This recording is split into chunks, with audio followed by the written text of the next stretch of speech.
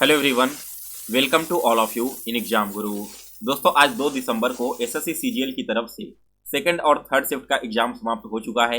इस वीडियो में दोस्तों मैं आज के सेकंड और थर्ड शिफ्ट में पूछे गए जीके के ऑल 25 क्वेश्चंस का सॉल्यूशन करवाने वाला हूँ। यहाँ पर दोस्तों जो भी क्वेश्चंस मैंने इंक्लूड किया है वो सारे के सारे क्रॉस वेरीफाई करने के बाद ही लाए गए हैं।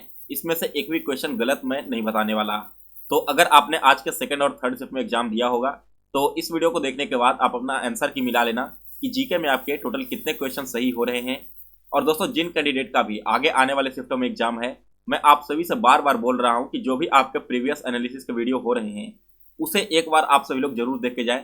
मिनिमम 2 से 3 क्वेश्चन ऐसे जरूर आपको देखने को मिलेंगे जो कि आपके पिछले शिफ्ट से ही रिपीट हो रहे हैं, चाहे वो डायरेक्ट क्वेश्चन रिपीट हुआ हो या फिर उस टॉपिक से क्वेश्चन पूछा गया हो। तो इसलिए आपके जितने भी एनालिसिस होते हैं उन सभी को ध्यान से देखें और एनालिसिस में जो आपको इंपॉर्टेंट टॉपिक्स में मैं बताने वाला हूं वीडियो के लास्ट में, उन टॉपिक्स को भी आप एक बार कवर कर लेना। यहाँ से डेफिनेटली आपको क्वेश्चन देखने को मिलेगा। चलिए दोस्तों आज का वीडियो स्टार्ट करते हैं और देखते हैं कि पहला क्वेश्चन क्या पूछा गया था। तो सबसे पहले सेकंड शिफ्ट में जो फर्स्ट क्वेश्चन पूछा गया था दोस्तों, किस राज्य सरकार ने अम्मा एवं बहिनी योजना शुरू किया है। दोस्तों यह जो अम्मा और बहिनी योजना है यह शुरू किया गया है सिक्किम की सरकार के द्वारा। इस क्वेश्चन का करेक्ट आंसर है सिक्किम राज्य सरकार। बात करें अम्मा योजना की तो इस योजना के तहत जितनी भी न काम करने वाली महिलाएं हैं या फिर घरेलू महिलाएं हैं उन्हें सालाना 20,000 रुपये दिए जाएंगे उनकी दैनिक भत्ता के रूप में। और दोस्तों यह जो बहिनी योजना है इस योजना के तहत क्लास 9th या फिर इससे ऊपर पढ़ने वाली जितनी भी लड़कियां होंगी राज्य में उन सभी को मुफ्त में सैनिटरी पैड राज्य सरकार के द्वारा दिया जाएगा। यही इन दोनों योजना का मुख्य लक्ष्य रखा गया है। इसके बाद आगे बढ़ते हैं सेकंड क्वेश्चन की ओर। तो सेकंड क्वेश्चन यहाँ पर पूछा गया था कि रॉलेट एक्ट में कितने दिनों के लिए जेल में डाल दिया जाता था। दोस्तों आप सभी को पता होगा कि 1919 में एक कानून लाया गया था जिसे नाम दिया गया था रॉलेट एक्ट। इस एक्ट के तहत दोस्तों किसी भी भारतीय को बिना किसी मुकदमा चलाए मिनिमम 2 वर्षों के लिए जेल में डाल दिया जा सकता था और इसीलिए दोस्तों इस कानून को काला कानून भी कहा गया है।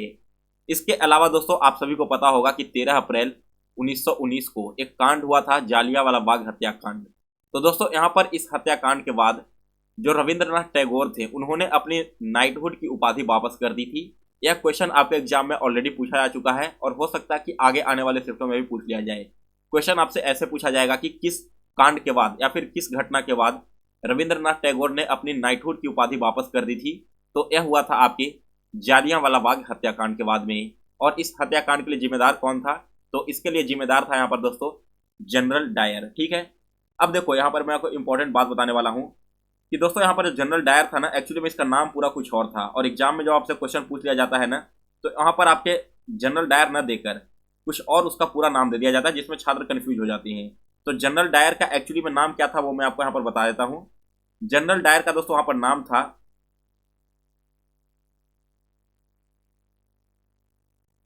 देखिए, रीजिनेल्ड। ठीक है, रीजिनेल्ड एडवर्ड हैरी और लास्ट में इसे डायर कहा गया था। ऐसा इसलिए दोस्तों मैं यहाँ पर आपको बता रहा हूँ डिटेल में क्योंकि मेरे साथ ऑलरेडी ये हो चुका है एसएससी सीपीओ के एग्जाम में। वहाँ पर क्वेश्चन पूछ लिया गया था कि जालियांवाला बाग हत्याकांड के लिए कौन दोषी है और ऑप्शन में आपके 2 डायर दिए गए थे। अब डायर देखकर तो आप सीधे कंफ्यूज हो जाओगे कि इनमें से कौन होने वाला है। तो फुल नेम भी आप लोग एक बार याद कर लो, इसे आपको रटने की जरूरत नहीं है। अगर आप ऑप्शन को देखोगे तो आपको ऑटोमेटिक याद आ जाएगा। इसके बाद आगे बढ़ते हैं अगले क्वेश्चन की ओर। तो तीसरा क्वेश्चन यहाँ पर देखिए दोस्तों क्या पूछा गया था कि जो अंतर्राष्ट्रीय क्रिकेट मैच होता है उसमें गेंद की परिधि क्या होती है। और आपके जो ऑप्शन दिए गए थे वो आपका इंच में था, तो करेक्ट आंसर है दोस्तों 9 इंच। वहीं अगर सेंटीमीटर में बात करें तो जो आपकी गेंद होती है इसकी परिधि होती है 22.9 सेंटीमीटर। इस इक्वेशन को भी आप लोग याद रखना। इसके बाद अगला क्वेश्चन है 4 नंबर। फोर्थ क्वेश्चन पूछा गया था दोस्तों कि विम्बावती का संबंध किस नृत्य से है। तो दोस्तों यह जो विम्बावती है यह रिलेटेड है आपकी मणिपुरी नृत्य से। नेक्स्ट है क्वेश्चन नंबर 5। संगमरमर या फिर चूना पत्थर का रासायनिक फॉर्मूला क्या होता है। दोस्तों जिन लोगों ने मेरा मॉर्निंग वाला एनालिसिस वीडियो देखा होगा तो वहां पर मैंने आपको 3-4 बार एक टॉपिक रिपीट किया है कि जो भी आपकी केमिस्ट्री में फॉर्मूला होते हैं उसे आप देख कर जाओ। मिनिमम एक क्वेश्चन आपको डेफिनेटली नेक्स्ट शिफ्ट में देखने को मिलेगा। और फिर से देखो यहाँ पर आपका संगमरमर और चूना पत्थर का रासायनिक फॉर्मूला पूछ लिया गया है। तो इसका रासायनिक फॉर्मूला होता है दोस्तों CaCO3। और अगर बात करें हम इसके केमिकल नेम की तो इसका केमिकल नेम यानी कि रासायनिक नाम है दोस्तों कैल्शियम कार्बोनेट। जबकि मॉर्निंग के शिफ्ट में आपका कौन सा फॉर्मूला पूछा गया था, मॉर्निंग का जब आपका शिफ्ट हुआ था, वहां पर दोस्तों आपसे एग्जाम में पूछ लिया गया था कि आप वहां पर फॉर्मूला बताना था आपको क्यू क्लाइम का, ठीक है, क्यू क्लाइम का आपको फॉर्मूला बताना था। इसके अलावा एक और 2 फॉर्मूला से रिलेटेड क्वेश्चन पूछा जा चुका है आपके एग्जाम में ऑलरेडी, ब्लीचिंग पाउडर वगैरह से। तो आपके जो भी और एक्स्ट्रा बचे हुए नाम रह गए हैं केमिस्ट्री में, उसे आप एक बार जरूर याद कर लें। मैक्सिमम चांस है कि आपके आगे आने वाले शिफ्टों में भी एक क्वेश्चन पूछ लिया जाएगा। इसके बाद अगला क्वेश्चन देखिए 6 नंबर क्या कहता है, कुचिपुड़ी नृत्य किस म्यूजिक पर किया जाता है। दोस्तों यह जो कुचिपुड़ी नृत्य है यह किया जाता है कार्नेटिक संगीत पर, ठीक है। इस क्वेश्चन का करेक्ट आंसर है कार्नेटिक संगीत। इसके बाद नेक्स्ट क्वेश्चन है question number 7, fit India movement किस वर्ष में शुरू किया गया। दोस्तों यह जो फिट इंडिया मूवमेंट है यह शुरू किया गया था 29 अगस्त 2019 को, और किसके द्वारा शुरू किया गया था, तो भारत के तत्कालीन प्रधानमंत्री श्री नरेंद्र मोदी के द्वारा शुरू किया गया था। नेक्स्ट है क्वेश्चन नंबर 8, भारत के उपराष्ट्रपति के बारे में कौन सा कथन गलत दिया गया है। ऐसे करके आपका क्वेश्चन था और 4 ऑप्शन दिए गए थे, जिनमें से 3 ऑप्शन तो आपके करेक्ट थे। एक ऑप्शन में वाइस प्रेसिडेंट के बारे में कुछ गलत दिया गया था, वो आपको बताना था। तो मुझे एग्जैक्ट ऑप्शन नहीं मिल पाया है। यहाँ पर वाइस प्रेसिडेंट के बारे में क्या क्या इंपॉर्टेंट फैक्ट है वो मैं आपको बता देता हूँ। आप एक बार कमेंट करके कंफर्म कर देना कि इसमें से कौन सा टॉपिक आपके ऑप्शन में दिया गया था। तो सबसे पहले देखिए, जो उपराष्ट्रपति होते हैं इनका कार्यकाल होता है 5 वर्षों का। दोस्तों हमारे जो वाइस प्रेसिडेंट हैं वो राज्यसभा के पदेन सभापति होते हैं। अगर देश में राष्ट्रपति अनुपस्थित हो तो उनकी जगह पर जो उनका कार्यभार संभाला जाएगा वो उपराष्ट्रपति के द्वारा संभाला जाता है। और दोस्तों इनका जो पोस्ट है वो भारत में दूसरा सबसे ऊंचा पोस्ट माना जाता है, पहले नंबर पर राष्ट्रपति का पोस्ट आता है।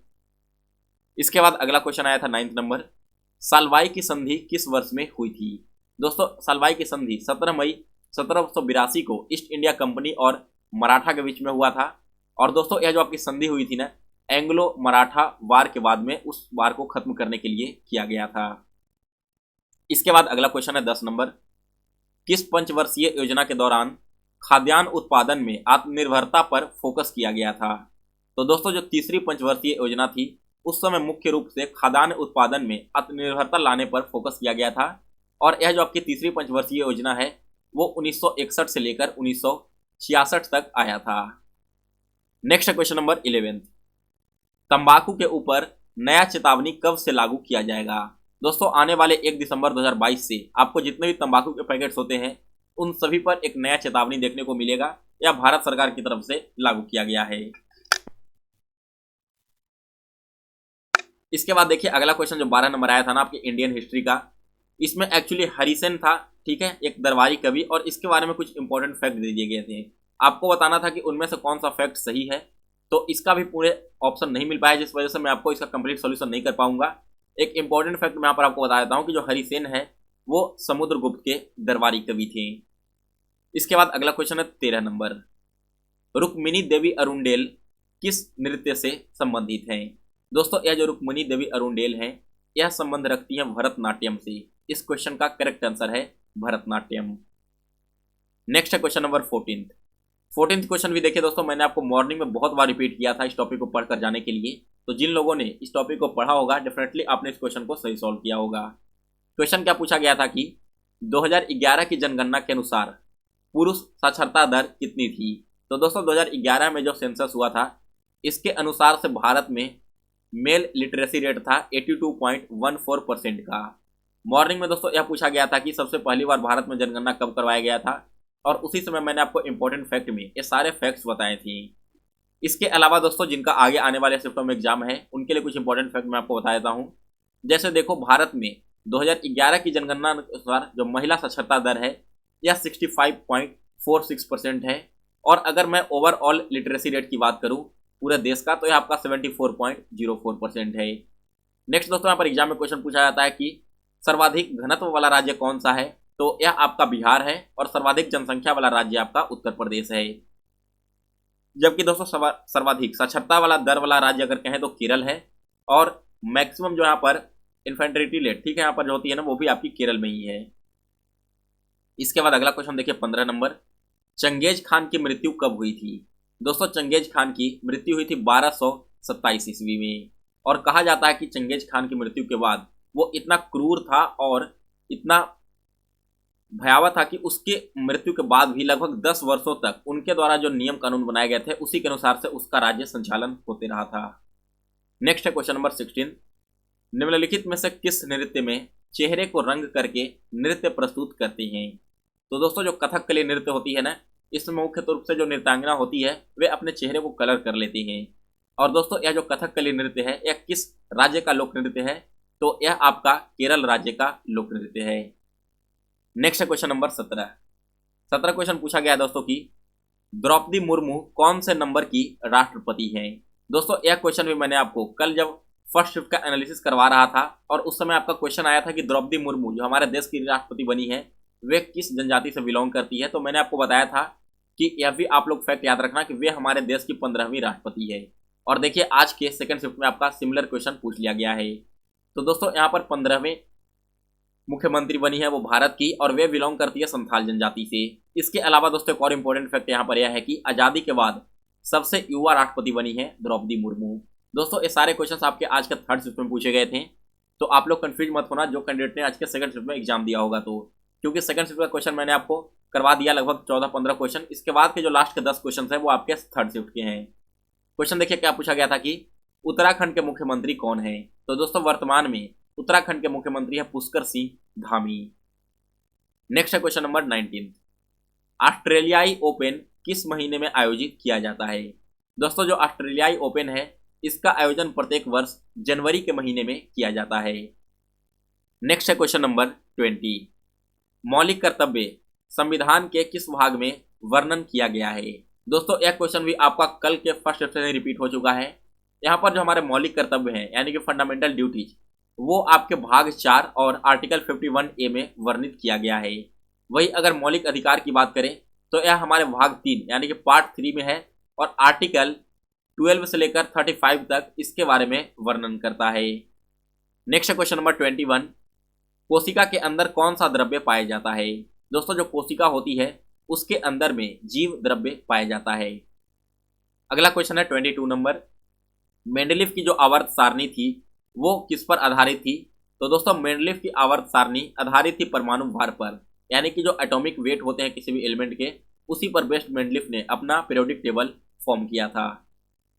इसके बाद अगला क्वेश्चन है 23 नंबर, 23 क्वेश्चन है कि कोशिका की बाहरी परत को क्या कहते हैं? तो दोस्तों जो कोशिका की बाहरी परत होती है इसे हम कोशिका झिल्ली या फिर सेल मेम्ब्रेन के नाम से जानते हैं। नेक्स्ट क्वेश्चन नंबर 24, राष्ट्रपति पर महाभियोग किस अनुच्छेद के तहत चलता है? दोस्तों प्रेसिडेंट पर महाभियोग चलता है आर्टिकल 61 के तहत। और यह क्वेश्चन भी आपसे एग्जाम में पूछा जा सकता है कि जो इम्पीचमेंट होता है प्रेसिडेंट का यानी कि महाभियोग चलता है यह हमारे संविधान में किस देश के संविधान से लिया गया है? तो यह लिया गया था दोस्तों यूनाइटेड स्टेट ऑफ अमेरिका के संविधान से इम्पीचमेंट ऑफ प्रेसिडेंट आर्टिकल 61 के तहत। नेक्स्ट क्वेश्चन नंबर 25, पहली बार लाल किले पर शहनाई किसने बजाई थी? दोस्तों लाल किले पर सबसे पहली बार शहनाई बजाया था बिस्मिल्लाह खान ने। सो गाइस इसी के साथ आज आपके सेकंड और थर्ड शिफ्ट में पूछे गए टोटल 25 क्वेश्चन का सॉल्यूशन मैंने आपको करवा दिया। ये सारे के सारे क्वेश्चन बिल्कुल रियल एंड ऑथेंटिक थे और बिल्कुल सिमिलर क्वेश्चन आपके एग्जाम में पूछा गया था। तो दोस्तों अगर आपको वीडियो पसंद आया हो तो इसे लाइक और शेयर जरूर करें। इसके अलावा दोस्तों अगर आप इस चैनल पर नए हो और पहली बार विजिट कर रहे हो तो चैनल को भी सब्सक्राइब कर लें और इसका बेल नोटिफिकेशन को भी ऑन कर लें ताकि जब भी मैं कोई नई वीडियो अपलोड करूं तो उसका नोटिफिकेशन सबसे पहले आप सभी तक पहुंच जाए। मिलते हैं दोस्तों फिर से एक नए वीडियो में, तब तक के लिए आप सभी को एग्जाम के लिए बेस्ट ऑफ लक।